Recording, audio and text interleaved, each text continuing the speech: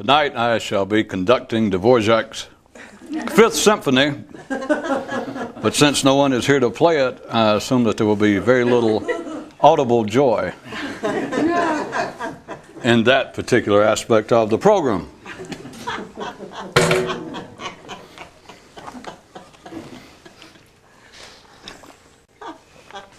At least music not heard is music beyond criticism.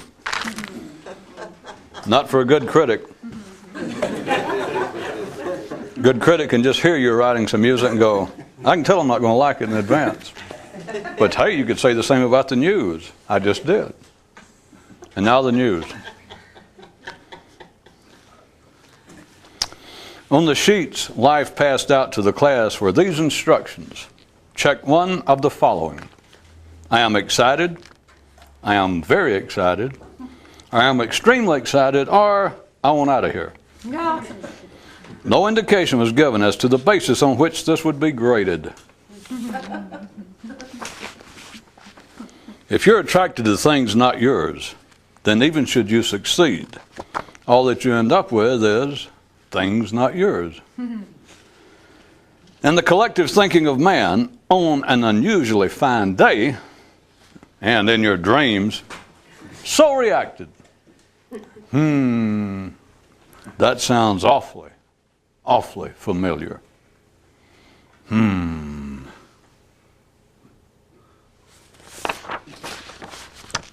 After sizing him up, the librarian slid 2 books across the desk to the awaiting man. One entitled, The Awakened Mind, and the other, How to Pick Up Women. And the man asked, do you have one, How to Pick Up Enlightened Women?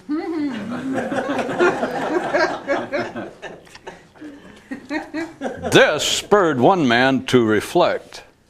Shame there's not a library for the elucidation of consciousness. Ah, but there is. But it's not down the block. Anyone you find fault with is your enemy. There was once a man with a strange stirring who concluded that what he wanted was to have skies that were perfectly clear. And to accomplish this, he began shooting down the creatures who flew therein. But he didn't realize that for some unknown reason, he only shot at certain ones, even though this approach would not produce the result he desired. Men continued to relive this one man's story, with but a few ever reading it from beginning to end. Even though the search is not the discovery, there is no denying the pleasures possible in the search. If a man is to love his enemies, he must ultimately, if not first, take a look at his own thinking. And rather than as an enemy, you might better picture it as an oppressor. One day, while in a reflecting mood, a man reflected, is it possible that we worry about the wrong things? And life, being in acute mood, whispered to him, close. Yeah. How Things Are, Part 73. Oracles, when they overeat, can't prophesy.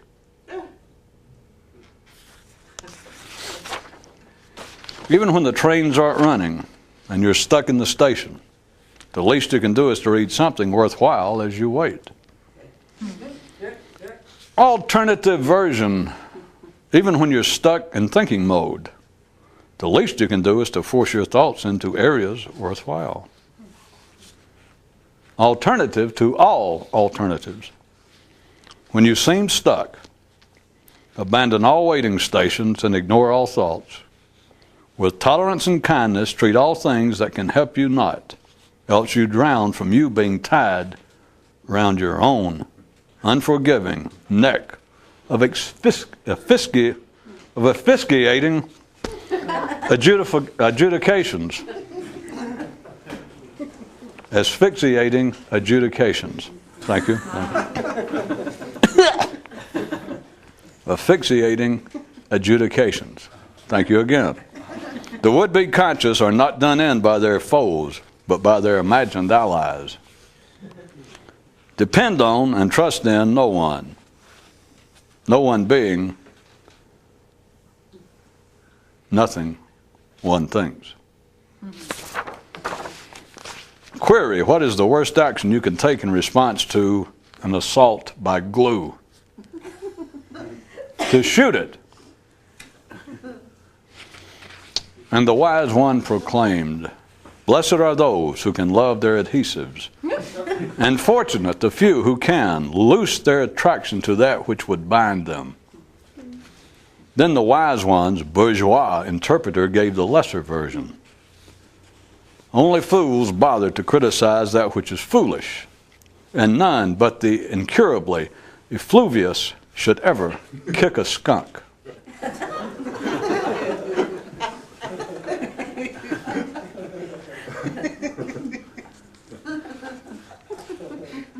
And from afar, we ourselves might conclude that it is a wise man who recognizes his own shortcomings, so that he may avoid stepping on same and uselessly strangling himself and his possibilities.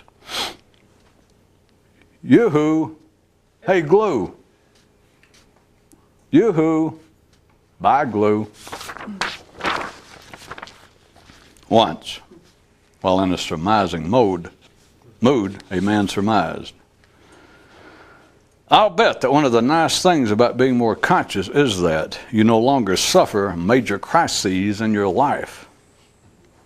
Either that or you suffer endless small daily ones. One thing about finally seeing Istanbul is that afterwards you can say that it is a lovely city or else no big deal.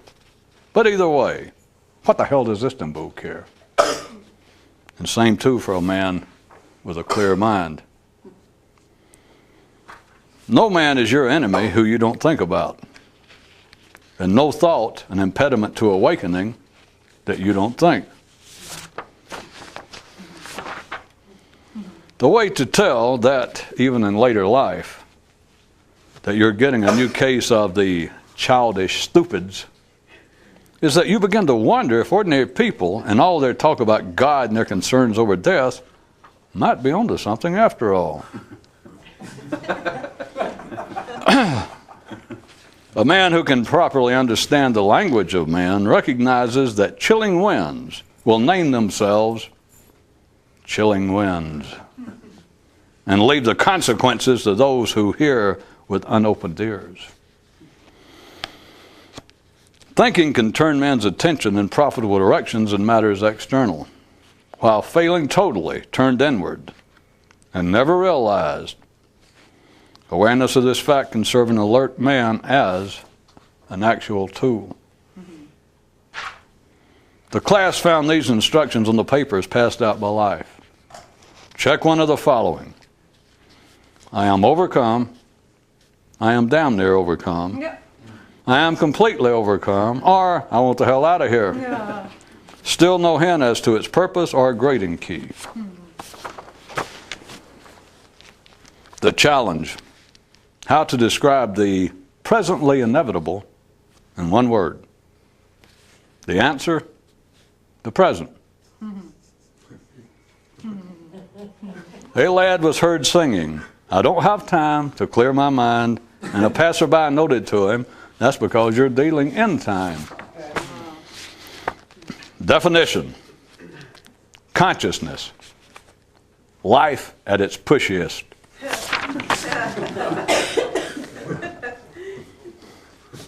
Another glimpse into the mental dynamics of collective man.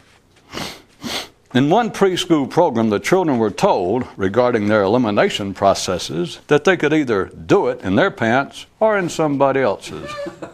Information that would serve them well throughout their so-called intellectual development. And yet another way is man a singular creature, in that not only does he cannibalize himself, but for every inch he eats off of his feet, he grows an equal amount taller.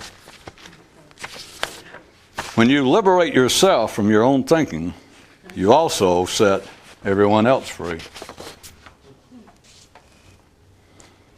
As the ever-present, though imperfectly perceived connections between what men say and the reality on which it is based became increasingly clear to him, one man mused, the words the ordinary mouth are always, oh, so close. Except this ain't horseshoes.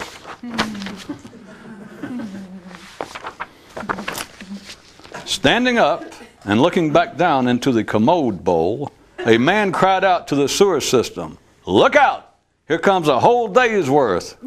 And his dreaming faculties were suddenly shocked awake, thinking he was talking to them.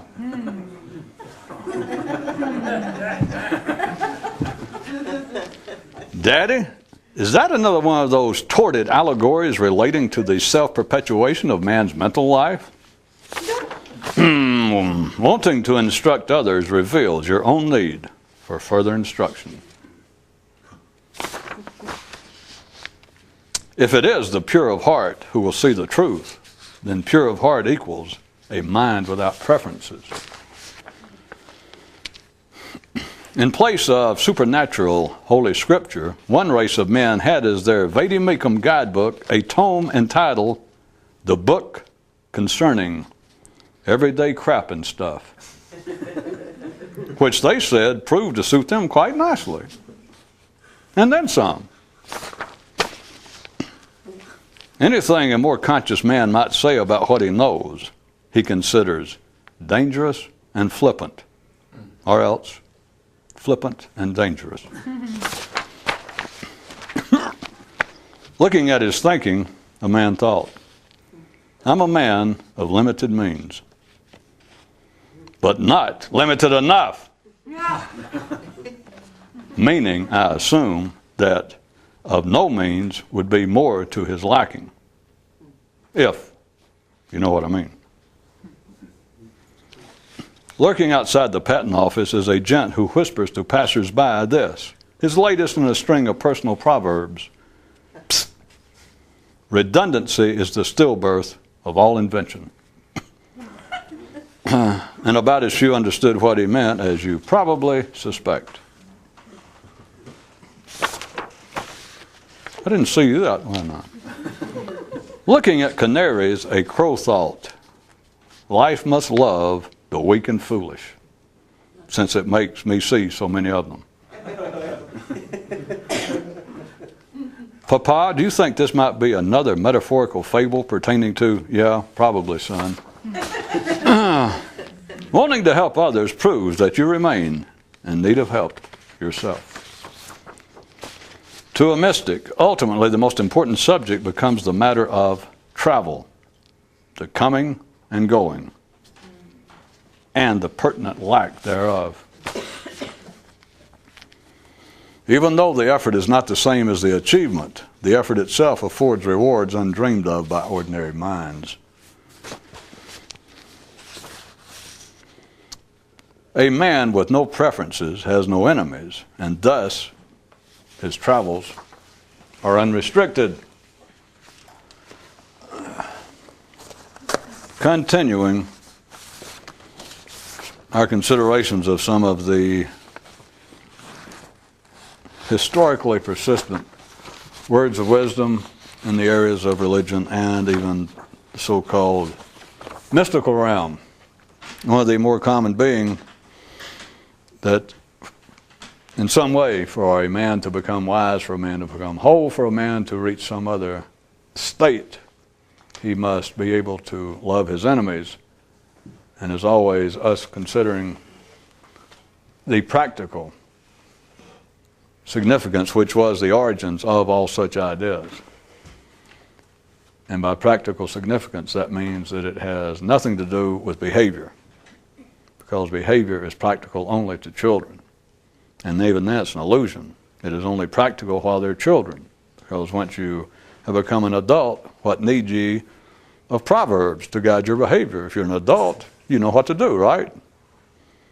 Of course, having said that, we all recognize that somewhere close to 6 billion people on this planet are children. Yeah, about that. Close, real close. I'm within, a couple of dozen. That little point being, if you happen to have blinked, that humanity in general, those who pay any attention still to such ideas, continue to see them on the basis of behavior. That it actually has to do, and by behavior I mean anything that is external to the person. And so the ordinary continue, at best, to believe that if such ideas have any real significance and any possible use, that it has to do with relationships between people, whereas someone who is trying to actually affect a change in themselves have got to get beyond that point, and they themselves have to be beyond the point where they need chiding, direction, guidance in their behavior. The truth being, to get anywhere, eventually you've got to be past the point of even having much behavior, if you want to look at it that way. The problem, a would-be traveler to Istanbul, someone struggling to reach the so-called states of awakening and enlightenment, if they're still having to struggle over their relationship with other people, then if you happen to be their traveling companion, or if you're packing their clothes for their trip, or if you assume that you will be at the destination and wait on them, don't bother. And pack real heavy. Yeah. Pack everything they have. Pack everything they're going to use for the next 70 to 80 years. No. Because you're not going anywhere.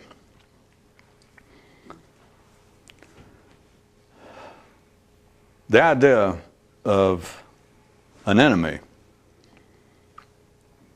I slipped in a couple of news items tonight. One said that anyone you criticize, any man you criticize is your enemy. And as always, even when I use man, I mean it metaphorically. But it is true. Start out real quickly to show you.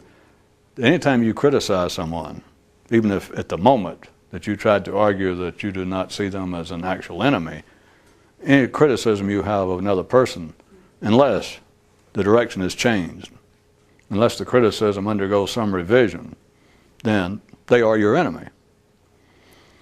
That, again, is of no consequence to someone attempting to actually use the idea. You have to then see it that anything that you criticize in the non-physical world has become, and as I suggested in one of the news items, that it would be better to picture the whole directive of you should learn to love thine enemies as you should learn to love thy oppressors. It's synonymous. But it would be, for practical usage, I suggest, perhaps more useful. That once you criticize someone, they have begun to oppress you. Once you have criticized an idea, it has begun to be your oppressor, your adversary. And all of that, to get to be of immediate use, has got to be beyond the level of applying the attitude toward other people's ideas. That it's not simply, if you're looking at it as an area of progression, and say that you start out and you took the idea that it would be worthwhile in some way to love your enemies, and you start out at the literal level attempting to love people who physically oppressed, opposed you. Let's say that you got past that and you begin to see it as a or at least in part as a non-physical possibility. That rather than you being concerned any longer over having to deal with people who are physically your oppressor or who are physically threatening to you. That's to the point now that you saw it, and you would assume at the time that you are now seeing the metaphorical reality of it. That you now, let's say, progressed to the point that you considered that the directive had to do with the fact that you should be able to love or at least tolerate ideas that were adversarial to yours. That is, if you believe that you were an Italian Christian, that you should be able to tolerate a Syrian Muslim. That is still child's play. That is still not the useful point. That's still the only thing that serves, if you apparently made any headway in that, the only thing it serves is the collective health of humanity, which life will be proud of you. But again, if you're waiting for a reward or a star beside your name, beside your attendance, again, pack heavy. Prepare for a long wait, if I may give a helpful suggestion. You are serving the purposes of collective humanity, but not your own. What you've got to do is always, it always comes to this, there is no struggle to awaken. There is nothing to do individually that will be a benefit to a man's own development. Nothing that is outside of his own head. So then you have to see it on this basis. The idea that you should love your enemies, or the idea that you should be able to tolerate, that you should be able to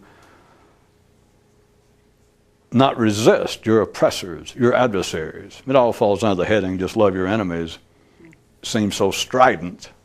Notice that is the more popular version, because the human mind, since our whole universe is based upon opposition of forces, and it is true internally, the mind, since it will never come to a satisfactory resolution of this opposition of two apparent forces, even in the non-physical world, if you'll note, the mind loves to take verbally the most extreme position. You could say that if there was a psychological basis for this, it was its built-in protection, knowing that it will never succeed, and therefore it portrays the worst, as they call it, possible, the worst case scenario. Or, put another way, they will pick out, of all the impossible tasks, which they all are insofar as resolving the conflict of two forces, specifically internally, mentally, they pick out the most impossible of all impossibles. I thought that'd clear it up.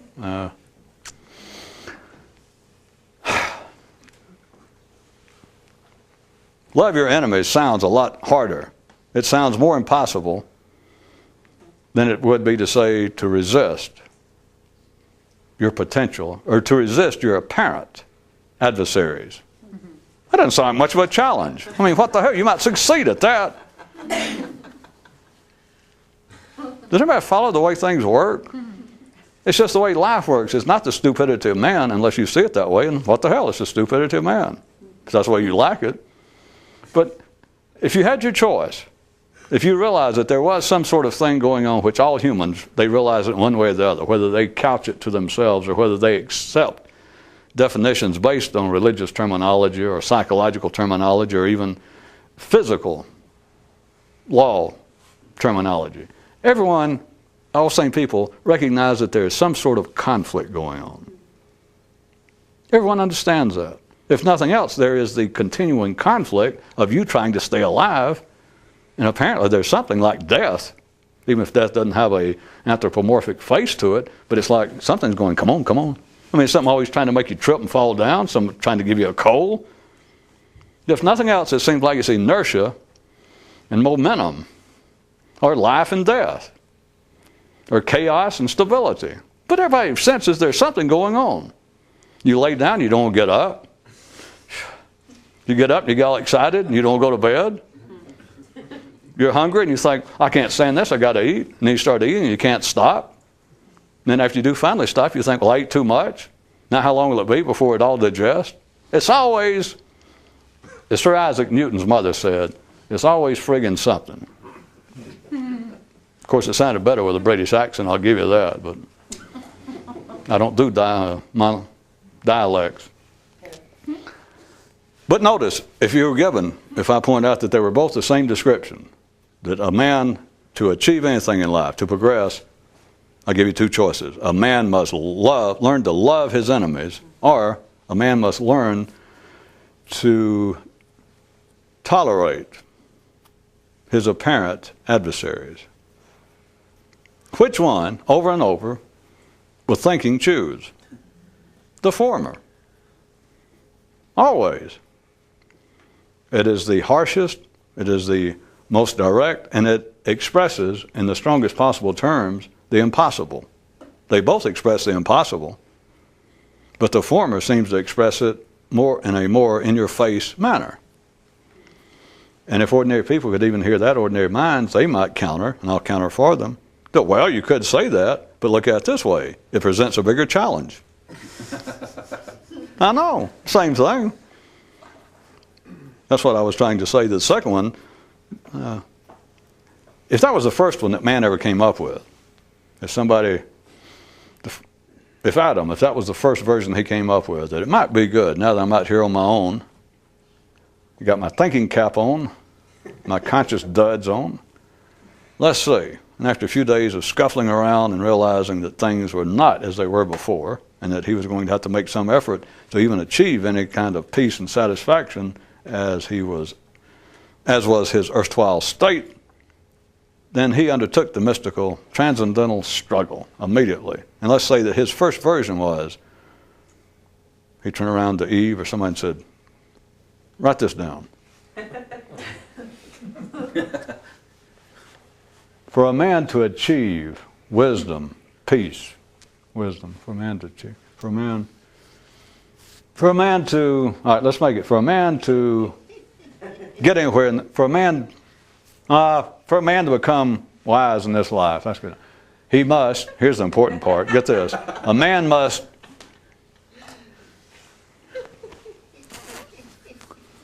learn to tolerate his apparent adversaries. Yeah, okay. You got that? All right. Now that would have been all right for a while. But I assure you, and he could have made a name for himself off that one idea. But I assure you, as soon as some other young Turk came along, heard that, thought about it, was a new generation of thinkers, and someone says, close, but no pickle. What it should say is, love thine enemies. I assure you that everyone who had any interest in it went, yeah, he got it. Yeah, he got it. And everybody turned their back on Adam's idea. And if somebody could make that even, well, you could, but it gets ridiculous almost. You'd have to say, if you're going to go past love your enemies, it'd have to be like, offer to marry somebody who kills you. That's about the only way to... So we've taken it by as far as we can. Love those who hate and despise and mistreat you. That about wraps it up. And that's, as I said, unless you can come up with something that you could do of a positive manner after death, which even I'm not going to try and explain that one. So we have the most stringent example of stating the impossible. Although, please note that it continues to fascinate man, and men continue to repeat it without knowing what it means. All right, so if we take it on this way, if you're attempting to use it, and you get past the point that you do not take it literally, that you're no longer involved with the idea that people are oppressing you. It doesn't matter whether they are. It doesn't matter where you're living. It doesn't matter what's going on in the external world. For someone attempting to reach a state of enlightenment, the external world is, what's the English word for less than irrelevant? I never can remember it, but anyway, look it up. It's meaningless. And of course, an ordinary mind can say, well, it's not meaningless if you're living in conditions where somebody was politically tyrannical over the people. It would not be meaningless to you. Yeah, I know. But the point is, if you were in that condition and it was meaningful to you, then you're not in the mystical struggle. Now, I'm not saying it wouldn't be meaningful. That is, that it wouldn't have some effect on you. But if it had any effect on you, then hey, what can I tell you? Chin up, stiff upper lip, bitch, whine. At least be aware that you're being oppressed and someone is not treating you nicely. And that should settle the matter. Now back to those people who understood what I just said. You get past the point of having any concern that you realize that there is nothing, even if you were being oppressed, even if you were living under conditions externally that were not, let us say, the most beneficial to a peaceful existence. Even if that be true, you've got to be past the point of realizing, if that's true, if I spend my time being not even just actively interested, if I spend my time even being attracted to it, even thinking about it, then I can't do this other. There's nothing I can do out here. It's irrelevant to me. Even though it may be relevant, it is irrelevant to what I'm after. So you get past that point. And then if you even get to the point of taking the idea somewhat metaphorically, that is, that you get past having the concern or believing that the useful aspect of the notion of enemies and your reaction there too has to do with external physical oppression, adversarial relationships, and it then becomes a notion to you, or becomes your view, that what this means is, where it could be useful to me, is that I must fight my mental reactions to it. Either my mental reactions to their physical oppression, or even my mental attitude toward their mental oppression, or toward their ideas. Now that appears to be progress. And that's about as far as ordinary people, ordinary minds ever get. Which, common one, I guess, an example again, I mentioned people ask Buddha, somebody asked Jesus, they're giving credit for all load of saying, how could I've done all I can, I'm still not awake, I still haven't achieved Buddhahood, or I still have not reached the kingdom of heaven, and I followed all the laws, literally. And he said, well, now you got to follow them internally.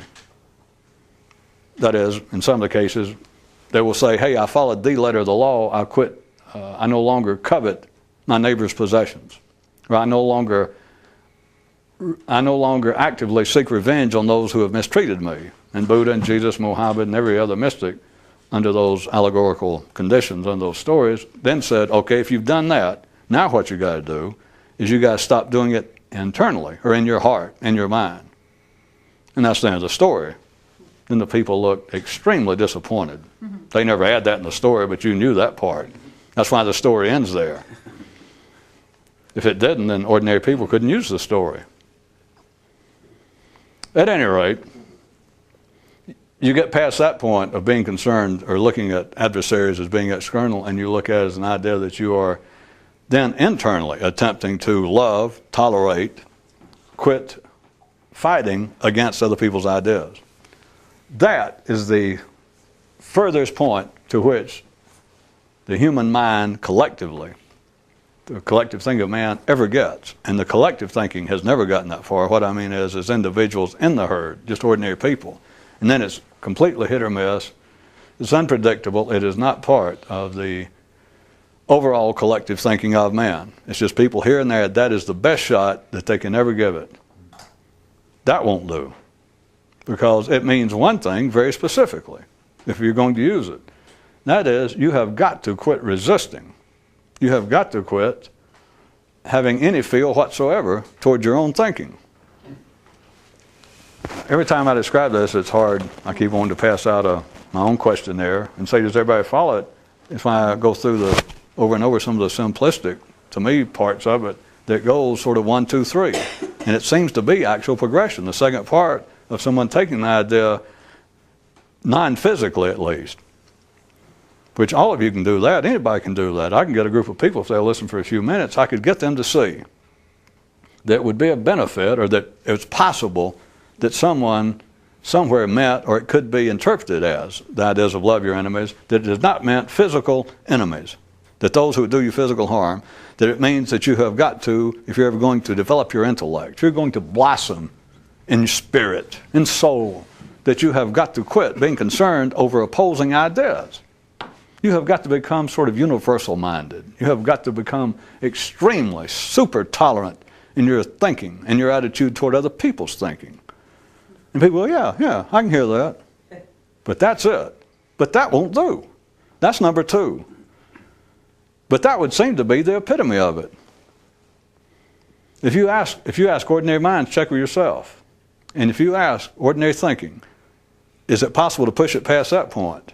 And they tried their damnedest. If they followed what I said, this little progression from it being going from a physical interpretation, a literal interpretation, to a non-physical one, and they saw that that was a kind of progress, and that many ordinary minds would go, that would be nice. They would have to see it conditionally, but they would probably think to themselves or admit that that could be of some benefit, that I probably react too automatically in a naysaying manner to ideas that are foreign to me. I would probably be personally better off if I did not, with such a knee-jerk reaction to opposing political, economic, social views. It would be good for my own intellectual development, very likely, but it would always be under certain conditions. It's not a blanket acceptance of the idea, but they would still see, momentarily that it could be a benefit, that could be a useful way to look at the whole notion of love thine enemies. But then if I said, okay, if you see that, we've gone from the physical to the non-physical interpretation of it. Could you carry it any further than that? And I tried to make everybody do it themselves, like think about it. Thinking cannot carry it any further. I mean, if you tried your best, you think, well, where else could it go? If the whole notion is that you would be better off if you could change the relationship between what is you and what is apparently, or obviously, according to how you start out, but between you and what is apparently forces that oppose your welfare, or just forces that oppose you, whether it be personal or whether it be impersonal. And you start off on that basis, that everybody can feel that there is some kind of, nobody has their way in life. And even if they had their way in life, that's one of the sadnesses about becoming real rich. You think, well, now I got it made. Then you find, well, I don't have it made. Not trying to discourage anybody from getting rich, but you can't ever have your way unless you become more conscious. And then, of course, in having your way, I've got to warn you in advance, undergoes, or let me say this, let me warn you, is open to great revision. I don't care to make predictions, but that's the only way to, quote, have your way. But if ordinary people followed it, that they saw that there is a kind of progression going from feeling as though, or interpreting the feeling that everyone has, that everyone can accept that there is some sort of conflict in life, that you simply cannot, even if you can express what your way is. We know that everybody on the planet, if you say, is everything perfect? And they go, no. Can you do anything you want to? Well, certainly not. Every time you come up even with ideas that seem to be socially acceptable or at least innocuous, are you always without opposition? They go, no. We know how life is. You can stop and say the most, well, my old example used to be, you can stop in a reasonably sized crowd and propose, let us all adopt this policy today. And come up with the safest thing you could say, like, we all love humanity. Or we all love motherhood. You get a crowd over a couple of dozen, and you say, let us all unanimously adopt this. This is our position for the day, that we're all in favor of the idea. We all support the idea of love, little happy, beautiful, harmless, bubbling young children. Whatever you can come up with. And somebody, if you get 2 or 3 dozen, somebody, just as you're about to have a vote, like, let's have a unanimous show of hands, somebody go, point of order. Wait a minute. It's just the way life is. It's the way the universe is. So, if my ordinary fictitious person, I was using an example, could see that we have gone from looking at this adversarial, or this feeling of there being some conflict in life, that the person has gone from identifying it as being physical, external phenomenon, as exemplified by the humans. That we've gone from that to seeing that, even though that be true, but you go past that, and it appears to be a kind of real progress, theoretically at least, that they admit, yeah, that could be useful if I looked at it also beyond the physical level and saw that I can also interpret the feeling of opposition, the feeling of some oppression at a non-physical level, that other people's ideas, I let oppress me. I feel as though they're accusatory. I feel as though they are, in fact, my enemy. And ordinary minds would go, you're right, some of that is probably self-defeating. Some of that is probably non-nourishing to me.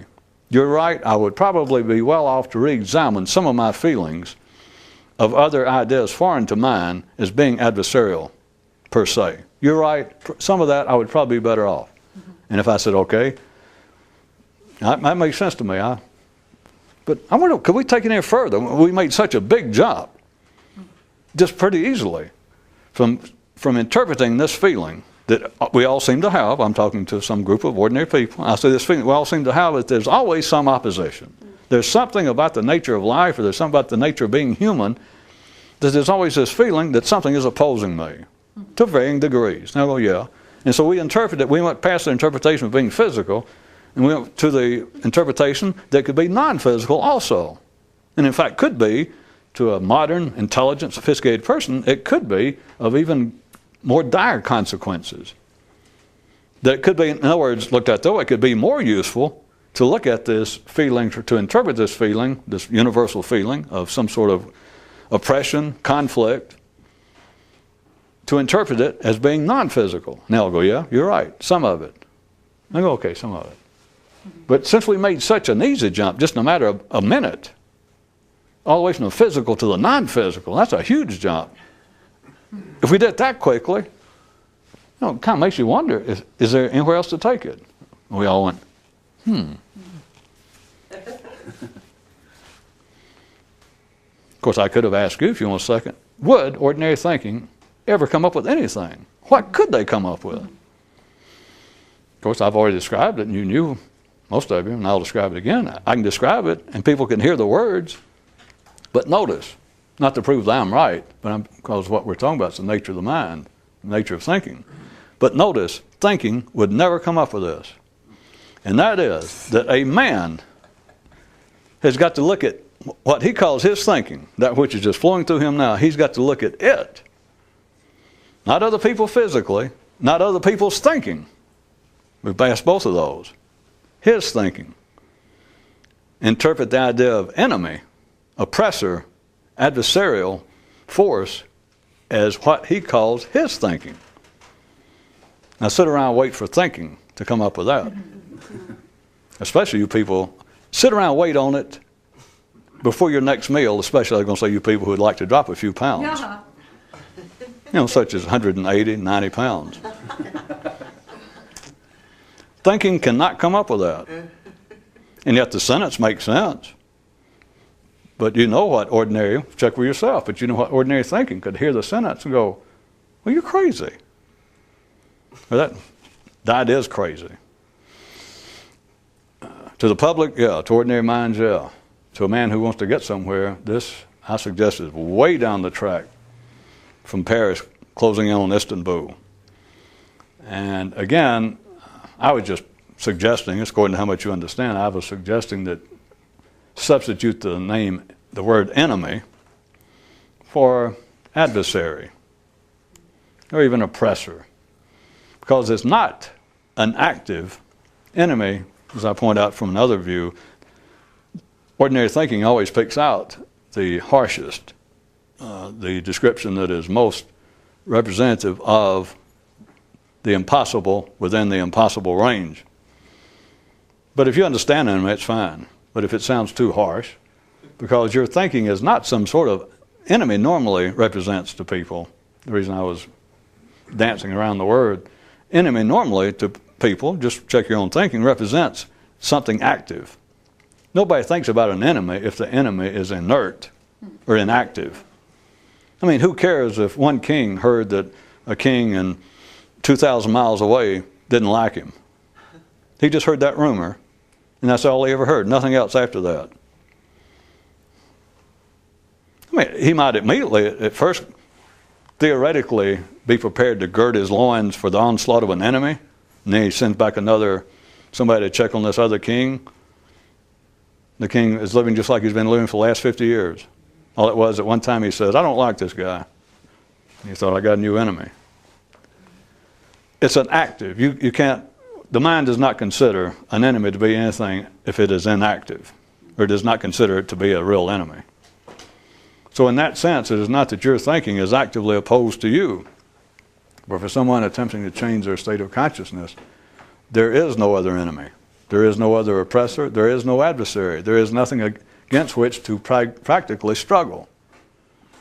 There is nothing standing between a man and the discovery of himself. The old line is, except himself. And ordinary people can swoon and go, write that down. Except what does it mean yourself? Mm-hmm. It obviously, let's go back and use my described progression of the attempted analysis of the idea of love thy enemies anyway. Yourself, you know, has got to be more than just your physical self. No, everybody go, yeah, it's more than that. Then you go, all right. Then you look at it as being, the next stage would be to interpret, to say that you must discover yourself. The only thing stand between you and your real self is yourself. The only thing stand between you and another state of consciousness. The only thing stand between you and an awakened, enlightened state is you. If you go, oh, yeah, boy, that is heavy. You go, wait a minute. Then what's the you you're speaking of? It can't be the physical self. And again, I'll give ordinary people credit with any interest in such as this. They would go, well, yeah, you're right. It's got to be something more than that. It's not just me physically. And that takes the kind of belief in the most fundamentalist religious ideas that man is innately physical, carnal sinner, that just by being alive and being physical and eating and getting horny and wanting to sleep makes you a sinner and makes you irredeemable, that you can't change. So you got to be beyond that level. You got to be just a little somewhere post-AD.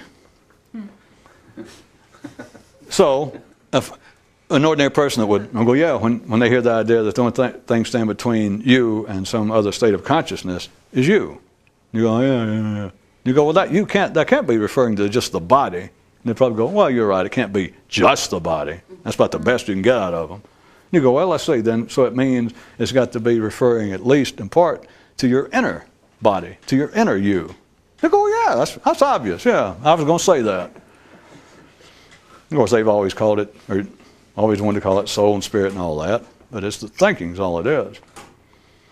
And you say, well, all right, so it must be that something to do with your inner life, that's the you, at least in part, that's staying between you and some additional development. And they go, yeah, in part, yeah, you're right, it's got to be that.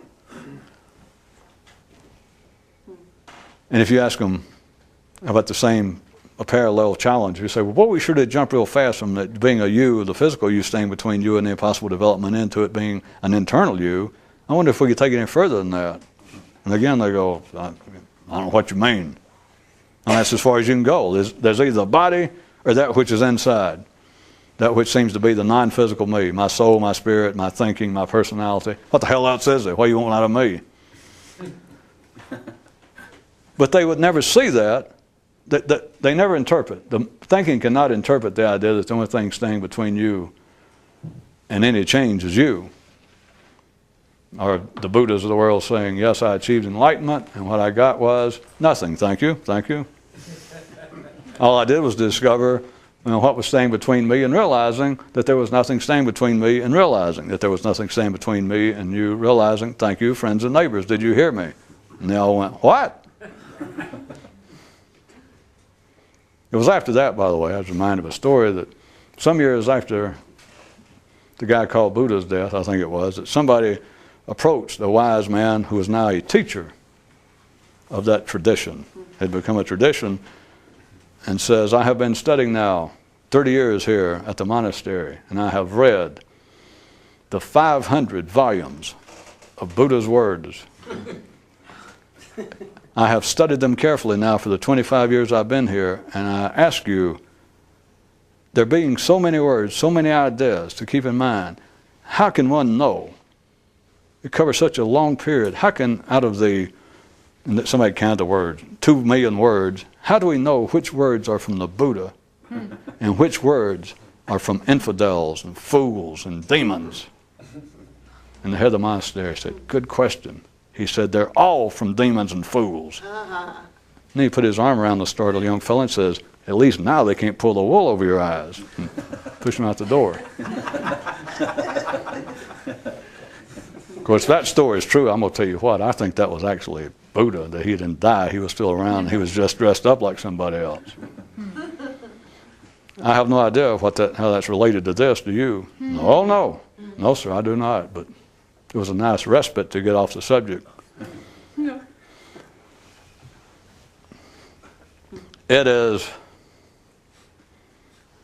since there is no real chronology to this, I was just going to jump and tell you how much you can hear of it, if anything, that to see that one's own thinking is the only thing that qualifies, the only useful thing. It is the final thing that qualifies in a useful interpretation of the idea of loving your enemies. And then if I may reread the 3 I pulled out of the news tonight, it says, no man is your enemy who you don't think about, which is the physical level, which is the one I just mentioned about the king. But this is true at the physical level. Think about it. I don't normally like to talk to ordinary people because there's nothing to talk to them about, but for you ordinary people, Do you realize that that is useful? And you got it free? I didn't even ask for a donation. No man is your enemy if you don't think about him. What would ordinary men say to that? They go, well, that's not true. If somebody dislikes me just because I don't think about him, that doesn't stop them from disliking me. I didn't say that. It says, no man is your enemy who you don't think about. Well, that was free for ordinary people. The rest of it is, no man is your enemy who you don't think about. I assume that everybody gets the first part, or the second part is really useless. The first part could have been a waste of time, but if you didn't get the first part, you damn sure ain't going to get the second part of the sentence. No man is your enemy who you don't think about, and no thought an impediment to awakening that you don't think. There's no such thing as wrong thinking. It's only simple people who believe, well, I must straighten my thinking out, or I have such hideous thoughts that it simply stops me from reaching some higher state of consciousness. Strike the hideous. Okay, despicable. Strike that. Unsanitary. Blasphemous. How about strike all adjectives? No man is your enemy who you don't think about, and no thought an impediment to awakening that you don't think. And when you liberate yourself from your own thinking, you also set everyone else free, which is a setup for the last one. A man with no preferences has no enemies. If you criticize, in the last few minutes, let's jump back and forth. You can do it yourself through the simplistic physical examples of the interpretation of the idea of love your enemies to the non-physical and to the super-physical. If you criticize another man, you have made an enemy. He doesn't know it. That doesn't matter.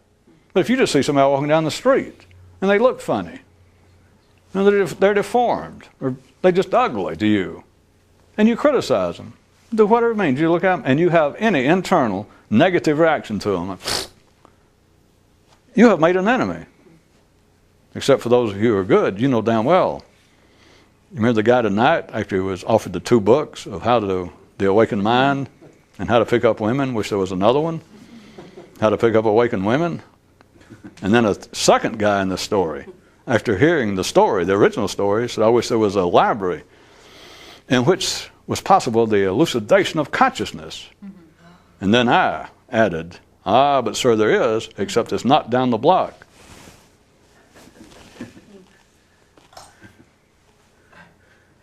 It's the wrong place. If you criticize somebody, you laugh at somebody. If you find fault with anybody in any manner, you've made an enemy. But you realize I'm pointing in the wrong place. If there's a stranger walking by on the other side of the street and he's real ugly to you, and you go, if what I'm telling you is valid, and I say anyone with whom when you find fault with anyone, you've made an enemy. What kind of idiot thinks I'm talking about somebody out there? He doesn't know it. You made an enemy. Of course, you got all the enemies you need, but it's just you have added to your ranks of the adversarial army. That every time you find fault with somebody, you have reinforced your own adversarial forces in you, your own oppressor. Got nothing to do with morality, got nothing to do with religion, has nothing to do with pleasing the gods. It has to do with the nature of thinking. It has to do with the nature of this universe, of there being always 2 forces. And more than that, but there's always 2 forces immediately in conflict that holds everything together. And as long as you are finding fault, then you are in the absolute adhesive grip of thinking. You are in the absolute middle of the mechanical flow of life that is based upon such adversarial, apparently adversarial, conflicting plays and dynamics of 2 forces. And then it says, the other one says, when you liberate yourself from your thinking, you also set everyone else free. That's a trick because the sentence is backwards. But again, spatial and temporal matters won't fit anyway, so I did it that way. It made more sense. But the point is, when you have freed yourself from finding fault with anybody else, when you have no enemies internally, then you turn everybody else loose. Not that they know it, and not that it bothers them, not that it helps them. But it's like you quit. You realize that all your life you've been walking around internally like pulling on the tail of this huge tiger, except the tiger is electrically charged. But you've been going around all your life pulling its tail, to show it that you're not an idiot. You realize you realize all of its flaws. Or one guy tonight said that only those of incurable, horrendously incurable effluvianism, with a rancid odor, for those of you who know the word, said only those people with an incurable putrid odor should ever kick a skunk. All the fault finding is like all your life you've been sticking your finger in something, pointing at something. If you didn't catch the tiger, and what do you want for on-the-spot allegories and metaphors and parables? But it's all your life you've been doing this at something, and to you, to ordinary thinking, it's like most of the time, it's like, boy, I showed them. Until you get over it, until you ever get free from it, and you think, well, goddamn, it's like I have been walking around my life with my finger in a real shitty type hole or an electrical. I have been hurting myself. Not from any external standard. You have not been hurting yourself in the eyes of God. You've been hurting yourself, period, because you've been wasting your time. Every time you do it, you're simply captivating yourself. You're simply reinforcing your own captivity. And when you stop it, you turn everything loose. Or when you turn everything loose, you stop it. Or when you stop it, you stop it. Or when you turn everything loose, you turn everything loose. There are your 6 choices. I mean, it's one or the other. And if you happen to, of course, pick the right one, you do get an egg roll at no additional charge. But knowing most people, they're going to end up offending the waiter and get soup spilled on them anyway, so what difference does it make? And on that hot note, we'll close.